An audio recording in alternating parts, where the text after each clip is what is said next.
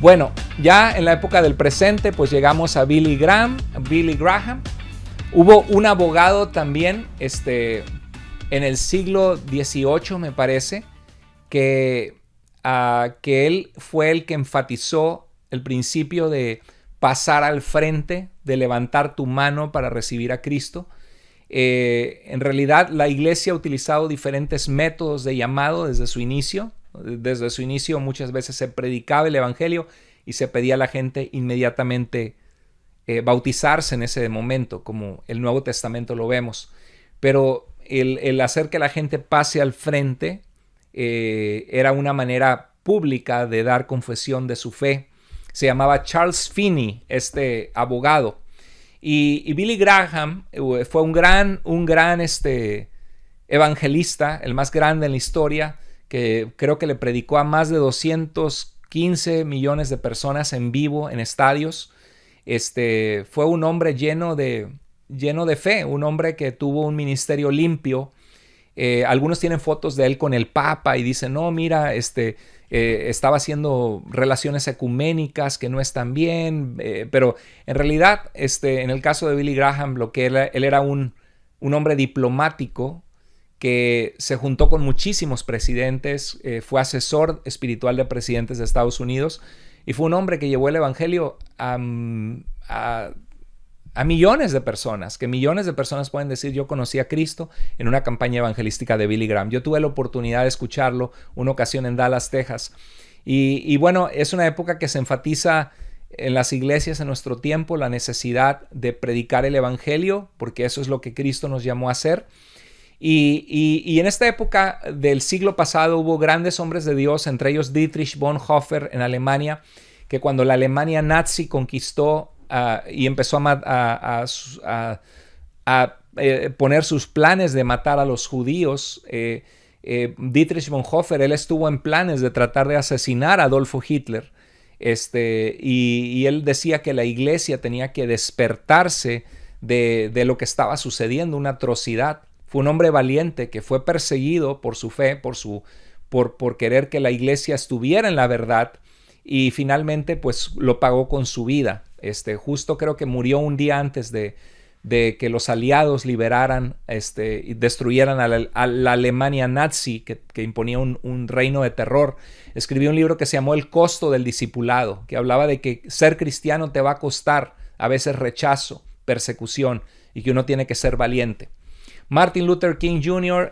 Fue un pastor bautista que tremendos discursos que él dio sobre la necesidad en contra del racismo, de que todos los seres humanos somos creados iguales delante de Dios.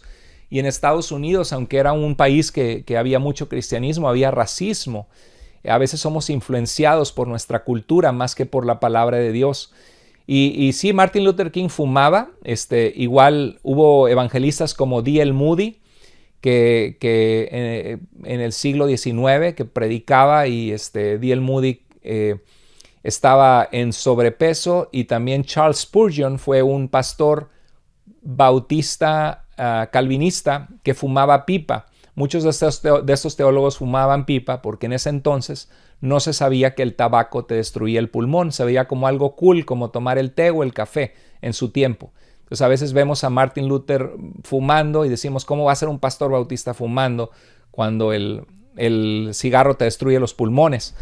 Y otra vez vemos que no hay ningún hombre perfecto, el único perfecto es Cristo, pero nosotros somos llamados a la perfección, a vivir vidas irreprochables para Dios. Una vez que sabemos lo que es malo y lo que es bueno, tenemos que vivir en la luz de Dios.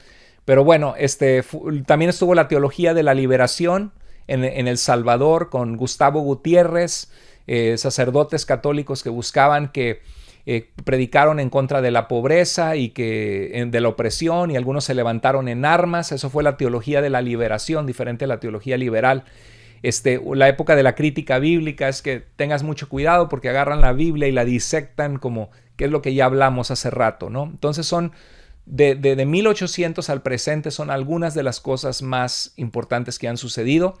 Y quiero terminar con esto: la hermenéutica en el cristianismo evangélico actual.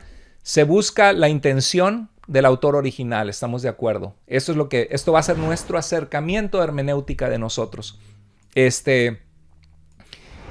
Las escrituras son la revelación de Dios a la humanidad comunicada a través del lenguaje y experiencias humanos, exacto. Y su propósito es aplicarla a nuestras vidas. No es solo conocer. Hermano, hermana, si estás en el seminario, llénate de amor por tu iglesia. Ama a tus líderes, a tu pastor. Ora por él, ora por ellos. Si ves que hay necesidad en algo en la iglesia, sirve. Si ves que alguien necesita de Cristo, compártele. Si ves que alguien tiene necesidad, ora por esa persona. No seas un cristiano solo que crece en conocimiento. Yo te estoy presentando información que quizá nunca habías escuchado. Pero sí es bueno, te hace un cristiano conocedor de lo que ha sucedido, un cristiano inteligente, que amas a Dios con toda tu mente, no solo con todo tu corazón. Pero también no se te olvide amar a Dios con todo tu corazón y servir a Dios. El conocimiento envanece, pero el amor edifica. Nunca permitas que tu conocimiento te haga menospreciar a otros o creerte más que otros, porque si no, es basura y de nada sirve si no cambia tu corazón y tu vida. Bueno, las escrituras son la revelación de Dios a la humanidad comunicada a través del lenguaje humano. El propósito es aplicarla. Los idiomas originales bíblicos, la geografía, la historia son esenciales para entender el texto y lo que significa. Los mejores libros de hermenéutica y las mejores herramientas están disponibles hoy, como ningún otro periodo de la historia. Totalmente de acuerdo.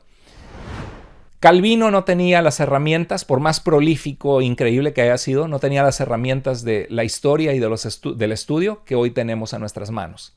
Así que eso es una bendición que hoy tenemos esto. Pero a la vez hay mucha confusión, porque mucha gente no sabe qué voz escuchar. En algunos círculos hay gran énfasis en la experiencia para determinar la verdad, aún sobre la revelación. Mucho cuidado con eso, es que yo soñé y Dios me dijo y tuve una visión. Pero si tu visión y lo que Dios te dijo va contrario a lo que Dios dice en su palabra, pues mucho cuidado, ¿no? Y tu experiencia no debe ser normativa para todos, como que todos tuvieran que tener la misma experiencia que tú. Existe gran analfabetismo. Analfabetismo es que la gente no lee. Gran analfabetismo bíblico en la cristiandad y sus líderes no conocen la Biblia, muchos. En Latinoamérica, la teología de la prosperidad se expandió desde Estados Unidos. El fetichismo, por ejemplo, la iglesia de oración fuerte al Espíritu Santo de esta secta de Brasil, que la rosa santa y que agua del río Jordán y poner objetos que son bendecidos en vez de en Dios. Guerra espiritual que no es bíblica. La guerra espiritual es bíblica, pero hay manuales de guerra espiritual, como les dije al iniciar hoy, que no son bíblicos lo que están diciendo. Ungidos, unción, superstición, que es el ungido de Dios, que no lo toques aunque esté en adulterio y en pecado, es el ungido de Dios, o que vino y que me ungió mi carro y que consagrarlo a Dios, no sé, no, hay cosas que no son bíblicas. Hay una gran énfasis en Latinoamérica ahora en el calvinismo, que muchos lo han abrazado porque han descubierto la falsedad de muchas doctrinas basadas en emociones y lo abrazan. El movimiento de raíces hebreas, que muchos ya no le llaman a Jesús, sino Yeshua, y empiezan a aprender hebreo y creer que están incompletos en Cristo, que necesitan circuncidarse. Precisamente lo que los apóstoles dijeron que no se tenía que hacer y lo que la carta de Gálatas y Romanos dicen que es innecesario. Y un catolicismo romano en nuestros tiempos también que está ridiculizando a los cristianos. Mira que dónde surgiste tú, de dónde surgió tu secta. Nosotros somos la iglesia verdadera que Cristo fundó y si no estás aquí, pues no tienes la verdad y no tienes la salvación fuera de la iglesia. En realidad el énfasis del Nuevo Testamento es la salvación de Cristo, no una iglesia que tiene la salvación, sino un Jesús, un Salvador, un Señor en el cual somos salvos y pasamos a ser parte entonces de su iglesia. Bueno, queridos hermanos, estoy terminando. La hermenéutica es considerada tanto una ciencia como un arte. Ciencia porque son principios definidos para interpretar y significados seguros de las palabras. Arte porque es saber escoger la definición correcta de una palabra o la intención y significado de una declaración en un contexto particular. Bueno, esto es el estudio de esta semana. Las asignaturas son leer Lucas 13 al 19, leer el capítulo 8 de la lectura eficaz, el capítulo 9. Vamos al capítulo 9 porque ese es el estudio número 9 Disculpen ese error. Ahí está en la guía en Seminario Bíblico en Línea. Siempre consúltalo. Cualquier pregunta que tengas, escríbeme. Espero que haya sido de mucha bendición este estudio. Por favor, escríbeme. ¿Qué aprendiste? ¿Qué fue de bendición?